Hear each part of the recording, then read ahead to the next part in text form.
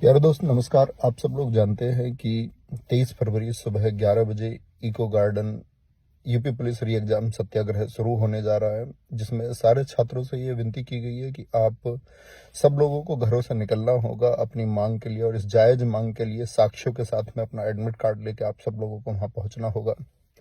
क्योंकि दोस्त, अगर आप सोचेंगे ना घर बैठ के हमारा सॉल्यूशन हो जाएगा, देखो अपनी मांग आपको उठानी पड़ेगी। क्योंकि इस मुहिम को चलाने वाले ज्यादातर लोग घर से बेघर ही हैं, कोई घर नहीं है। आप लोगों को भी घर से निकलना होगा, और जो मानसिक कष्ट आप सब लोगों ने झेला है, अथक परिश्रम के बाद भी आप सब लोगों को जो देखने को मिला है, जो आप लोगों को इस परीक्षा में धांधली देखने को मिली है, और इतनी स्पष्ट धांधली देखने को मिली है।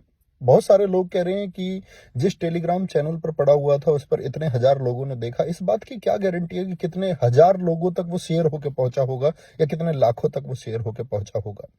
दोस्त, आपकी आवाज को कभी भी मैं ये भी देख पा रहा हूं, कुछ लोग उसमें बोल रहे हैं कि मतलब उसके कुछ पक्ष बता रहे हैं। मैं कह रहा हूं कि ये वो सब लोग हैं जो पेपर पा गए हैं, और जिनको पेपर मिल गया और जिनका अच्छा स्कोर एग्जाम में हो गया है, वो कभी नहीं चाहेंगे कि ये परीक्षा दोबारा हो। और अगर वो नहीं चाहते, उसी के लिए लेकर के उनके तर्क हैं, उन्हीं को लेकर के उनके पॉइंट है कि परीक्षा दोबारा नहीं होनी चाहिए, क्योंकि उन सबका नुकसान है। क्योंकि पढ़ने वाला कोई बच्चा, उसे कोई दिक्कत नहीं है, उसको अपने पूरे जीवन भर उसे परीक्षाएं पिछले वर्षों में देता हुआ आया है, अगले वर्षों में परीक्षा देने के लिए तैयार है, लेकिन धांधली के लिए तैयार नहीं है।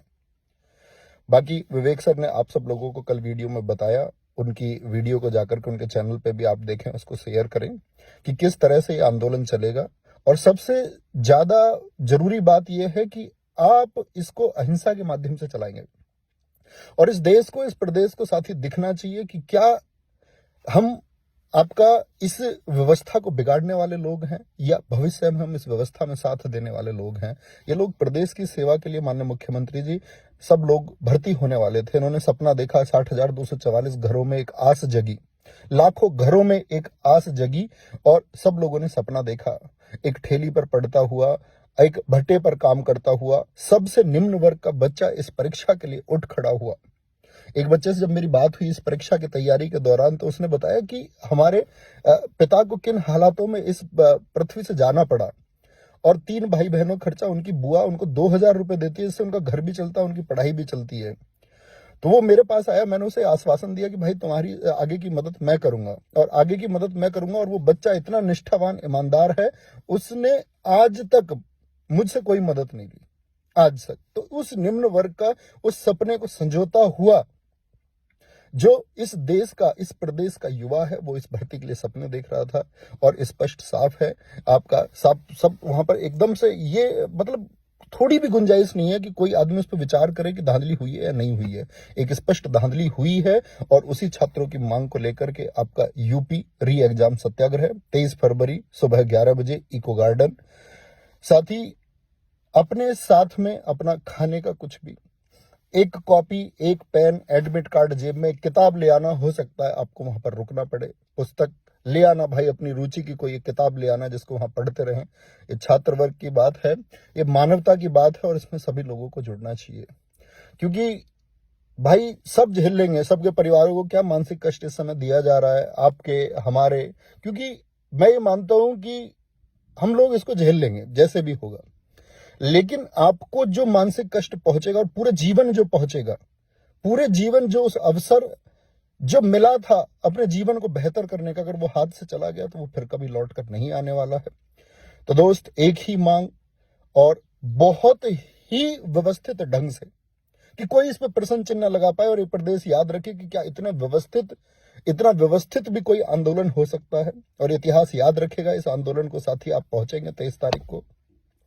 और इसके बाद मैं आपको बताऊं कि मेरे इंस्टाग्राम पर, क्योंकि दोस्त और बाकी चैनल पर वीडियो नहीं आ सकती है, चैनल का एक्सेस हमारे पास नहीं है, ठीक है। वो वीडियोस वेरीफाई हो रही हैं कि कौन सी वीडियोस पे जाएगी या नहीं जाएगी, वो एडमिनिस्ट्रेशन के मतलब परमिशन के बाद ही वहां चीजें जा रही हैं। और इसके बाद भी हो सकता है मेरी तरफ से आपको यहाँ मैसेज मिले कि भाई इस आंदोलन में मैं साथ नहीं हूं, या किसी भी तरह का, तो आप उस मैसेज को झूठ मानना।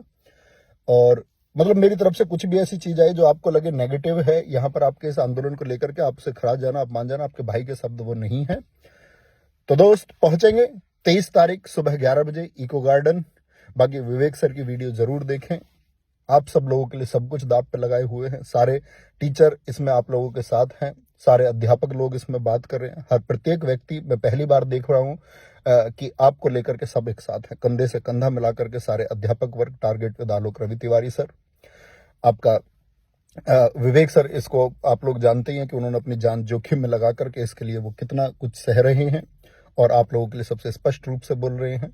आपका एसएसजी गुरुकुल सर बहुत मोर्चा संभाले हुए हैं और इस समय की इस स्थिति में सबसे आगे दिख रहे हैं। मैं अगर बात करूं तो इस प्रदेश के ऑफलाइन और ऑनलाइन के सभी सम्मानित साथी आप लोगों के लिए प्रयास कर रहे हैं। तो साथी, अब जरूरत है कि आप जाग पाएंगे या नहीं जाग पाएंगे। आज सुबह भी नोटिस आया, सुबह के नोटिस में भी आप लोगों ने देखा होगा कि वो कह रहे कि 23 तारीख तक आप अपने जो भी प्रत्यावेदन है उनको भेज दीजिए। बोर्ड अच्छा डिसीजन लेगा, आप छात्रों के हित में डिसीजन लेगा। लेकिन दोस्त, ये सब आप लोग अपनी आवाज को बहुत बुलंद तरीके से उठा पा रहे हैं, इसकी वजह से वो आवाजें आ रही हैं। तो आप सब लोगों को आवाज इस तरह से उठाए रखनी है, क्योंकि वो बहुत सारे प्रयास होंगे कि आपकी आवाज को धीमा कर दिया जाए, आपकी आवाज को दमन कर दिया जाए। लेकिन इतनी एक व्यवस्थित मांग होनी चाहिए, इतना हिंसात्मक रूप से होनी चाहिए, क्योंकि दोस्त इसमें संवेदनाएं हैं, भावनाएं। और मैं प्रशासन से भी ये गुजारिश करूंगा कि पुलिस प्रशासन भी समझे कि आपके बच्चे हैं। आप जब सब भर्ती हुए होंगे तो आपके सपने रहे होंगे कुछ, और अगर आपके सपने को कुचला जाता या कुचल दिया जाता तो आप इस समय यहां वर्दी में नहीं होते। तो आप जो किसी को भी मानसिक कष्ट दे रहे हैं, किसी के परिवार को, किसी की माता, किसी पिता को, ठीक है, झेला जाएगा, लेकिन आप लोग थोड़ी एक इंसानियत, थोड़ी सी संवेदनाएं, थोड़ी सी भावनाएं इन बच्चों के लिए रखिए। प्लीज, मेरी रिक्वेस्ट है सब लोगों से, और सब लोग पहुंचे और अपनी इस मांग को उठाए। थैंक यू, जय हिंद। और साथ ही याद रख लेना, वहां इको गार्डन में किसी भी प्रकार की भाषणबाजी से बचें, किसी भी प्रकार का अनावश्यक शब्द ना बोलें। जो आप लोगों को लगे 10-20 बच्चों में जो अच्छा बोल सकता है, अपने तथ्यों को अच्छे से पेश कर सकता है, सभी प्रकार के मीडिया का, अपने जितने भी यूट्यूब चलाने वाले स्टूडेंट्स हैं जो अपना चैनल बनाए रखते हैं, ठीक है, उन सभी का स्वागत है। सारी मीडिया से बड़े अच्छे से, विनम्रता से सब लोगों से बात करें, अनावश्यक कोई बात ना करें, ठीक है। और वहां बैठिए और पंक्तिबद्ध होकर वहां बैठना, ताकि सब लोगों को दिखे कि इतनी संख्या भी क्या पंक्तिबद्ध हो सकती है। हाँ, हो सकती है साथी। ये मेरी आप सब लोगों से हाथ पैर जोड़ करके रिक्वेस्ट है कि आप इसको सफल बनाना। नहीं तो साथी, क्योंकि चीजें बदलेंगी तो इसी से बदलेंगी और फिर कोई विकल्प दिखता भी नहीं, और अन्य जो विकल्प होंगे तो अंतिम समय तक संघर्ष किया जाएगा। हर अंतिम विचार पर सारे अध्यापक गण सहयोग करेंगे आप सब लोगों के लिए। जब तक ये जंग रहेगी, जब तक ये संघर्ष रहेगा, जब तक ये मांग रहेगी, तब तक इसको चलाया जाता रहेगा। लेकिन आप एक व्यवस्थित तरीके से अपनी बात को वहां पर पुट करें, और मतलब अनावश्यक किसी शोर से बचें, और बहुत कम लोगों को। और साथ ही मैं उम्मीद करूंगा इसमें वॉलंटियर्स भी आप ही बनेंगे, आप लोग ही इसको बहुत अच्छे से व्यवस्थित करेंगे, क्योंकि बहुत सारे प्रयास हो सकते हैं आपकी चीजों को बिगाड़ने के, तो वो आपको नहीं बिगड़ने देनी है।